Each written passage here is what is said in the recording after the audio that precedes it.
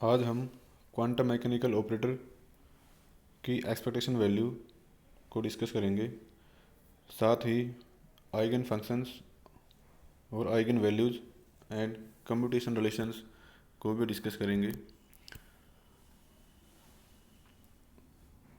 माना किसी physical system जो कि साइआरटी स्टेट में है, उसके किसी मेजरेबल डायनामिकल वेरिएबल ए के कोरस्पॉन्डिंग जो ऑपरेटर हेड ए होता है, कैप ए होता है, उसकी एक्सपेक्टेशन वैल्यू को इक्वेशन एक से लिखा जाता है इस तरह।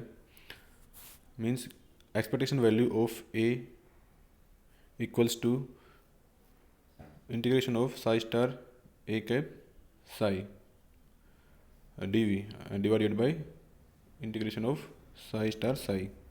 यह यहाँ पर थ्री डायमेंशन नोटेशन को यूज में लिया गया है। यदि यह स्टेट फंक्शन या वेव फंक्शन नॉर्मलाइज्ड हो तो नॉर्मलाइज कंडीशन यहाँ अप्लाई करेंगे, तो हम इसको इक्वेशन 2 से रिप्रेजेंट कर सकते हैं। इसके बाद में इक्वेशन फर्स्ट इसमें चेंज हो जाती है। Means directly normalized wave function है, तो इस स्टेट के लिए इस ऑपरेटर की एक्सपेक्टेशन वैल्यू को इक्वेशन 3 से लिखा जाता है। यदि वन डायमेंशनल मोशन हो तो उस केस में आर को हम कंपोनेंट के फॉर्म में लिखेंगे। मीन्स वहाँ पर वेव फंक्शन को साई आर टी न लिखकर साई एक्स टी के द्वारा रिप्रेजेंट करेंगे। तो वन डायमेंशनल मोशन में इस ऑपरेटर की एक्सपेक्टेशन वैल्यू को इक्वेशन 4 से लिख सकते हैं। इक्वेशन 4 में यदि ये जो वेव फंक्शन है साई एक्स टी वह नॉर्मलाइज्ड वेव फंक्शन है, तो इसकी ये वैल्यू 1 हो जाएगी। मीन्स इसको डायरेक्टली हम इक्वेशन 5 से लिखेंगे। Expectation value of A cap equals to minus infinity to plus infinity this one, equation 5। अब हम डिफरेंट क्वांटम मैकेनिकल जो फिजिकल क्वांटिटीज है उनके कोरस्पॉन्डिंग ऑपरेटर्स की एक्सपेक्टेशन वैल्यू को कैलकुलेट करेंगे। माना कोई state function three dimension space में साई है, साई आर टी है, तो पोजीशन वेक्टर जिसको हम यहाँ पर 3D में आर वेक्टर से रिप्रेजेंट करेंगे, तो उसकी एक्सपेक्टेशन वैल्यू को हम इस तरह इक्वेशन 6 से दिखा सकते हैं। यदि ये वेव फंक्शन नॉर्मलाइज्ड हो तो उस केस में इसको सीधे इक्वेशन 7 से रिप्रेजेंट कर सकते हैं।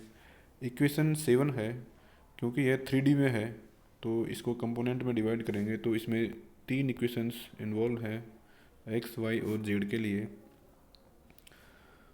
यदि हम एक्स की बात करें तो इसको हम इस तरह से भी रिप्रेजेंट कर सकते हैं वन डायमेंशनल मोशन में, और यदि वेव फंक्शन नॉर्मलाइज्ड है तो उस केस में पोजीशन वेक्टर के कोरस्पॉन्डिंग जो ऑपरेटर है उसकी एक्सपेक्टेशन वैल्यू को इस तरह लिख सकते हैं। पोटेंशियल एनर्जी इंडिपेंडेंट हो, टाइम पर डिपेंडेंट नहीं हो, तो उस केस में वेव फंक्शन है psi X T equals to psi x exponential minus I E T upon H cross, इसे रिप्रेजेंट कर सकते हैं। क्योंकि यहाँ पर इसका जो कॉम्प्लेक्स कॉन्जुगेट लेंगे और उसको मल्टीप्लाई करेंगे तो यहाँ पर इस टाइम का कोई इफेक्ट नहीं पड़ेगा, तो हम इसको सेम इक्वेशन 10 से लिख सकते हैं एक्सपेक्टेशन वैल्यू को। इसी तरह हम मोमेंटम की एक्सपेक्टेशन वैल्यू को कैलकुलेट करेंगे। यहाँ पर मोमेंटम के कोरस्पॉन्डिंग जो ऑपरेटर है उसको हम उसकी वैल्यू यहाँ पुट करेंगे माइनस आईटा एच क्रॉस डेल, इसका ऑपरेटर होता है मोमेंटम का।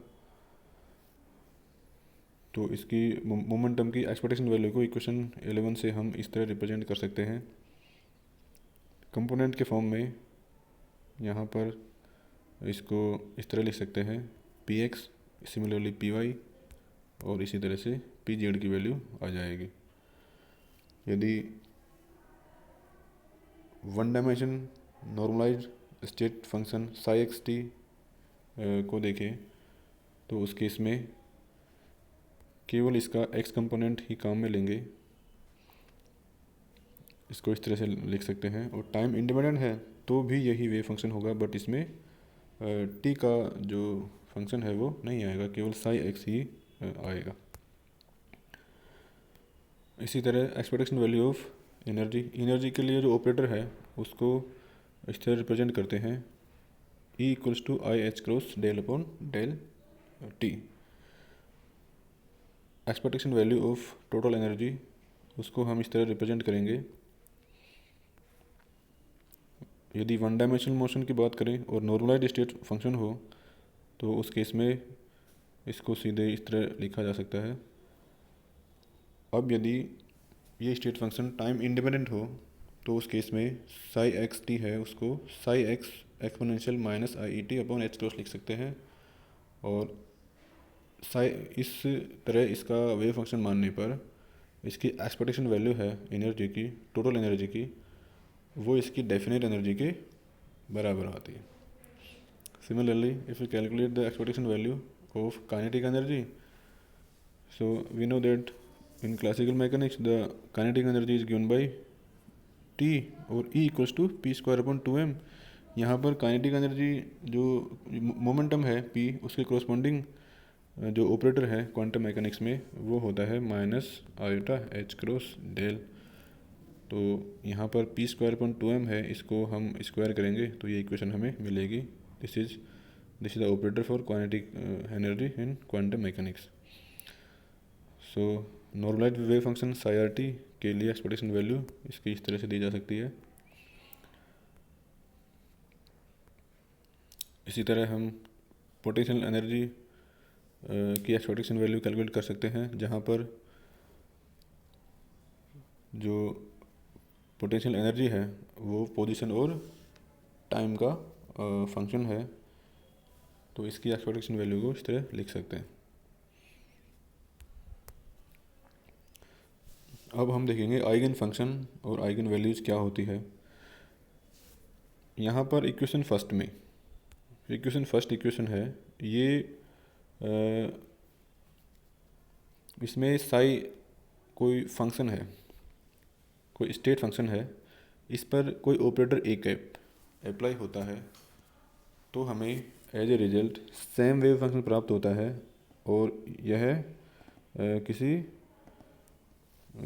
नंबर का ए गुना होता है। मीन्स ए यहाँ पर कॉम्प्लेक्स नंबर भी हो सकता है, रियल नंबर भी हो सकता है। तो यदि किसी ऑपरेटर को किसी स्टेट फंक्शन पर अप्लाई करने पर सेम स्टेट फंक्शन प्राप्त हो जाए with a general complex number generally, तो जो फंक्शन होता है साई उसको आइगन फंक्शन कहते हैं, और जो मल्टीपल होता है इस फंक्शन का उसको हम आइगन वैल्यू कहते हैं। For example if we take differential operator as an our operator, so del upon del x, this is the operator here, and function is exponential function is phi x equals to n exponential iota kx। इसको यहाँ पर apply करेंगे del upon del x, यहाँ पर दोनों की value put करेंगे तो हमें ये वैल्यू प्राप्त होगी। इसको डिफ्रेंशिएट करेंगे x के रेस्पेक्ट में तो हमें ये मिलेगी। फाइनली इसको हम इस तरह लिख सकते हैं। तो यहाँ पर ए कैप जो ऑपरेटर है उसको फाई एक्स फंक्शन पर अप्लाई करने पर हमें सेम फंक्शन प्राप्त होता है, बट आई के इसके मल्टीपल में प्राप्त होता है। तो यहाँ पर फाई एक्स है वो आइगन फंक्शन कहलाएगा और आई के है वो आइगन वैल्यू होगी। यहाँ पर आई के है वो कॉम्प्लेक्स नंबर है और जो ऑपरेटर है वो हर्मिशियन ऑपरेटर नहीं है। लेकिन हम जानते हैं कि यदि कोई ऑपरेटर हर्मिशियन ऑपरेटर हो तो उसके कोरस्पॉन्डिंग जो आइगन वैल्यूज होती है वो रियल होती है।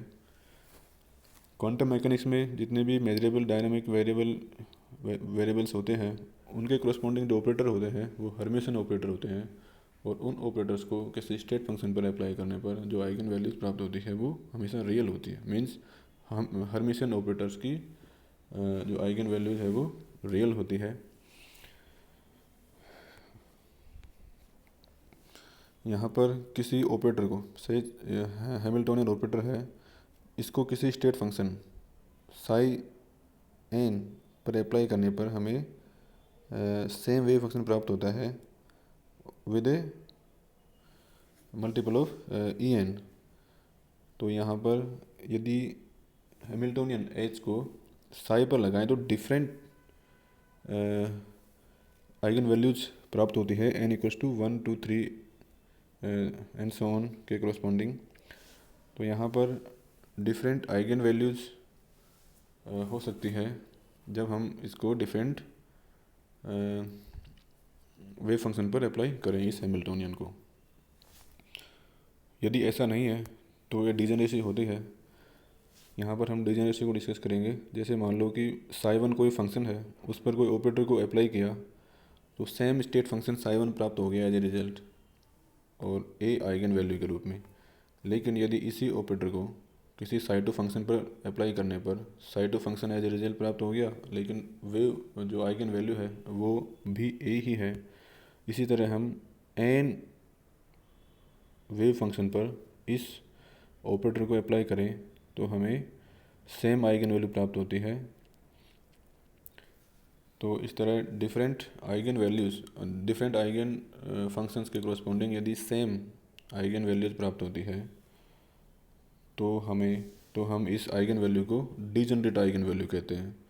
और जितने आइगन फंक्शंस होते हैं इस तरह के उनको डिग्री ऑफ डिजनरेसी कहते हैं, क्योंकि यहाँ पर एन आइगन फंक्शंस है जिनके कोरस्पॉन्डिंग जो आइगन वैल्यू है वो सेम है।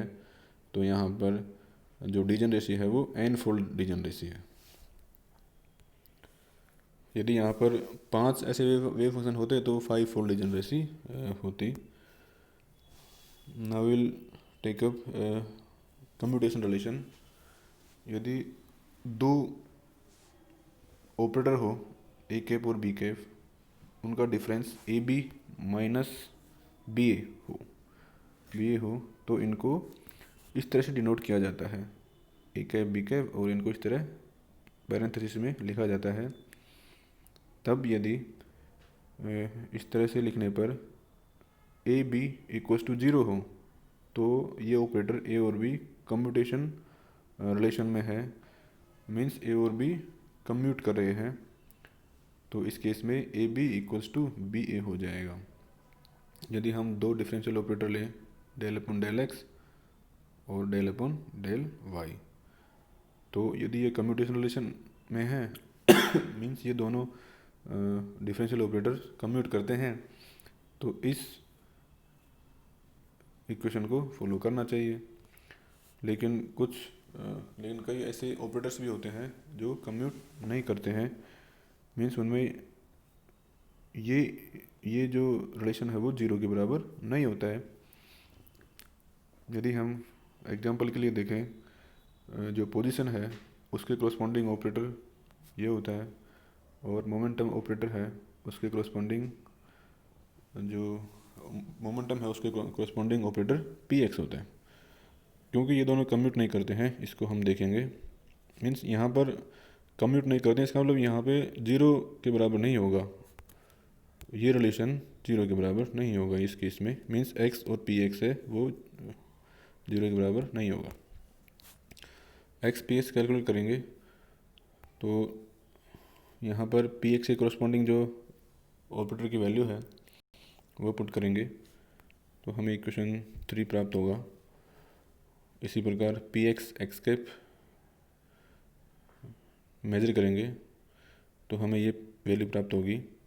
इन दोनों को इस इक्वेशन में पुट करेंगे तो फाइनली ये प्राप्त होगी, और यहाँ पर इक्वेशन 3 और 4 से वैल्यू पुट करेंगे तो फाइनली ये प्राप्त होगी। मीन्स हमें एक्स पी एक्स की वैल्यू आई एच क्रॉस प्राप्त हुई है, 0 नहीं है। मीन्स ये दोनों ऑपरेटर्स कम्यूट नहीं करते हैं X P X equals to I H cross. यदि यहाँ पर हम मोमेंटम है उसका वाई कंपोनेंट ले दे, वाई कंपोनेंट ले means X cap P Y, तो यह कम्यूटेशन रिलेशन जीरो के बराबर होता।